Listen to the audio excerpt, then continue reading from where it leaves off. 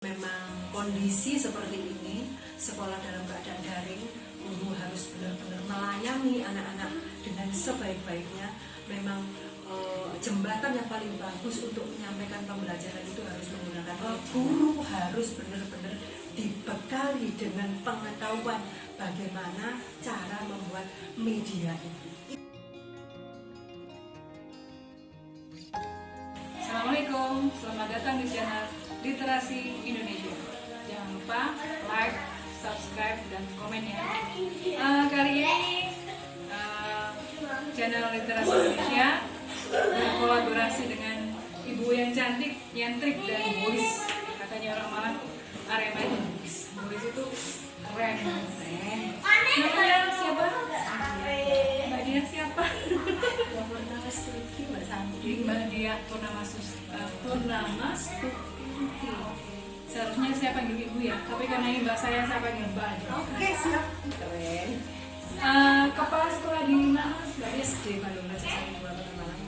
di Bandung Rejosari 2. Catat ya.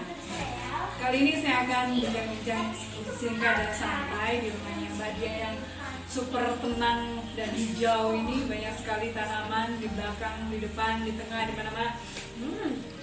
Penyuka tanaman. Salah satu hobi Mbak Dia adalah kuliner dan tanaman hijau. Jadi di sini di rumahnya penuh dengan rumputan hijau. Oke Mbak Dia, saya ingin berbincang-bincang nih sebagai kepala sekolah. Kan pasti di era pandemi ini banyak sekali menemukan kendala di lapangan, terutama tatap muka atau ngajar itu nggak bisa langsung kan, ke anak-anak, apalagi ketemu aja udah harus pakai masker, hand sanitizer dan segala macam, sehingga kita mengadakan pola pengajaran itu jauh-jauh. Menurut Mbak Dia, cara ngajar yang efektif, efisien, dan keren itu bagaimana? Sebagai kepala sekolah yang harus menyampaikan langsung ke anak-anak biar ngeruh gitu, dapat feel-nya guru itu gimana? Harus pakai media yang tepat ya menurut saya. Apalagi masa sekarang ini masa yang sangat IT banget. Media itu dapat dilakukan dengan menggunakan IT. Salah satu contohnya guru harus fasih membuat media. Salah satunya adalah kalau di Bandung Sari 2 pada umumnya mereka membuat media pembelajaran itu ada yang dengan YouTube, ada dengan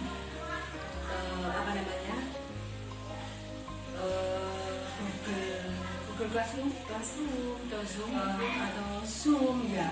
Biasanya mereka guru-guru saya itu biasanya rekaman, Mbak, nyempil di suatu pojokan gitu.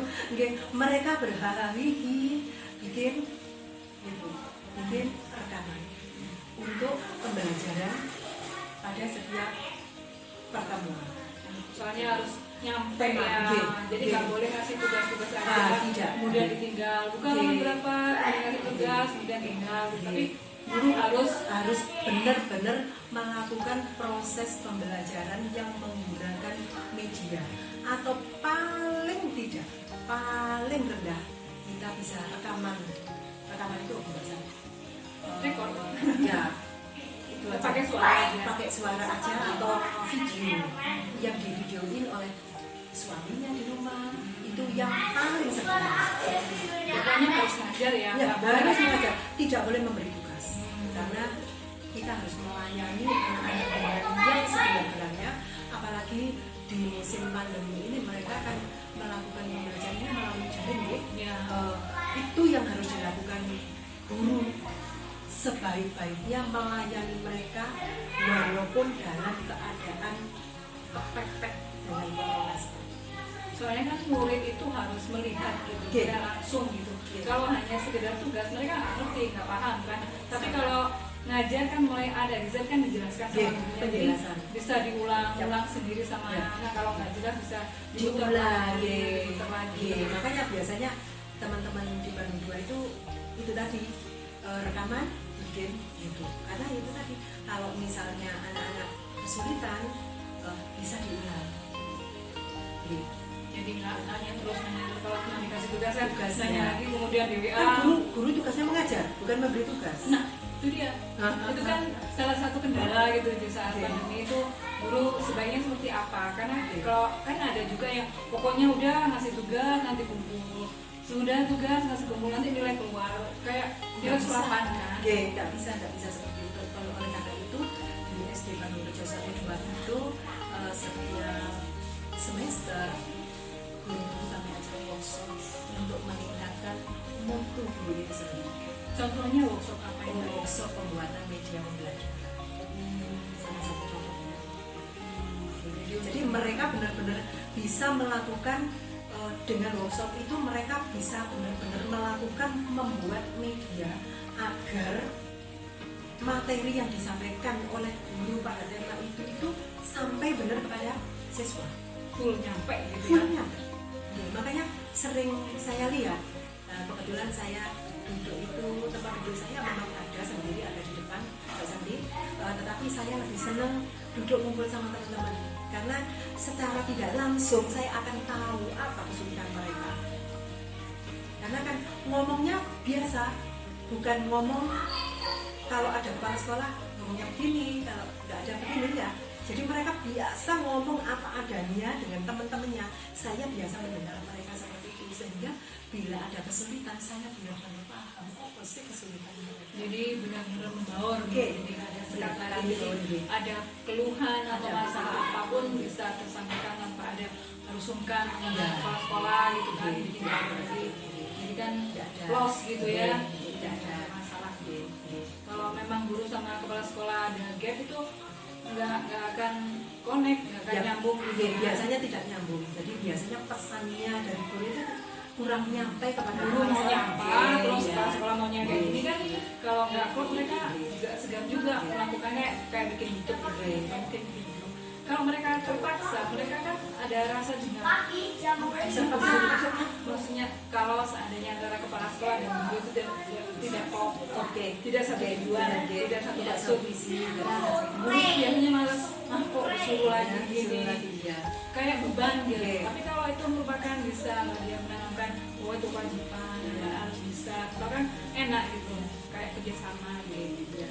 Mungkin itu obrolan singkat kami, mungkin Mbak dia mau memberikan pesan kepada guru-guru yang lain bagaimana mengajar efektif di masa pandemi yang masih kayak kita nggak tahu sampai kapan ini, bisa disampaikan juga.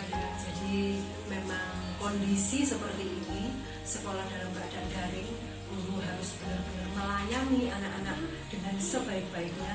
Memang jembatan yang paling bagus untuk menyampaikan pembelajaran itu harus menggunakan media.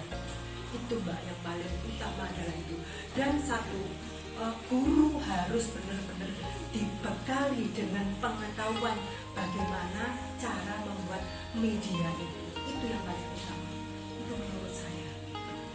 Karena saya yang ada di lapangan itu, mau nggak mau kita harus menggunakan IT ya. Ke depan kita sudah ketergantungan banget dengan IT. Sebenarnya kalau itu laptop handphone itu sudah kebutuhan banget. Karena di barang mewah dicampur gitu. Apalagi nanti yang sudah cair-cair TPP-nya itu disampaikan di laptop. Wah, kalau gini Mbak, Santi, di Bandung 2, walaupun mereka tidak misalnya sampai tidak punya laptop, kami fasilitasi menggunakan PC setiap satu orang satu meja, satu orang itu satu, sehingga mereka Nggak ada alasan lagi untuk tidak ada alasan lagi karena kan sudah kami workshop kan, sudah di workshopin, difasilitasi di sekolah, alhamdulillah. Walaupun sekolah kami masuk ke, tetapi menurut saya benar-benar kami usahakan untuk melayani murid sebaik-baiknya. Karena saya udah pernah ke sekolahnya bagian, saya percaya gitu ya bahwa di sana DM-nya bisa dipahami kalau memang benar-benar unggul. Karena setahu saya memang Mbak Dia ini cerewet, nyentrik juga, boys juga, jadi apa yang dilakukan itu sesuai dengan apa yang diomongkan. Oke Mbak Dia, terima kasih atas waktunya. Terima kasih Sukses buat malam kami ini. ya. Bantu kami untuk melaksanakan atau memajukan pendidikan Indonesia ya. Memajukan guru Indonesia dan anak Oke. Indonesia.